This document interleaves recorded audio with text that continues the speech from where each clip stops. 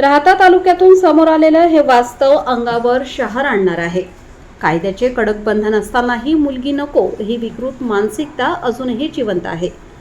निर्मळ पिंपरी शहरात निर्जन शेतात रात्रीच्या अंधारात बेकायदेशीर गर्भलिंग तपासणीचा काळा धंदा सुरू होता। मिळालेल्या माहितीच्या आधारे पोलिसांनी धाड टाकली आणि हा संपूर्ण प्रकार उघडकीस आला। या कारवाईत डॉक्टरांसह 10 जणांवर गुन्हा दाखल करण्यात आला असून मोठ्या प्रमाणात अल्ट्रासाउंड मशीन, मोबाईल, कागदपत्रे आणि सुमारे 24 लाख रुपयांचा मुद्देमाल जप्त करण्यात आला आहे।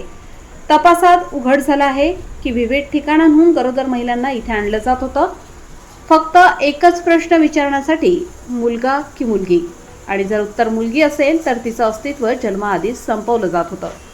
एका बाजूला बेटी बचावचा नारा दिला जातो तर दुसऱ्या बाजूला अजूनही कळ्या उमलण्याआधीच खुडल्या जात आहेत।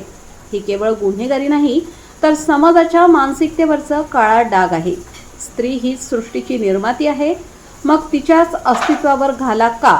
कळी उमलण्यापूर्वीच गळा घोटणारी ही मानसिकता कधी बदलणार? हा प्रश्न आता प्रत्येकाने स्वतःला विचारण्याची वेळ आली आहे।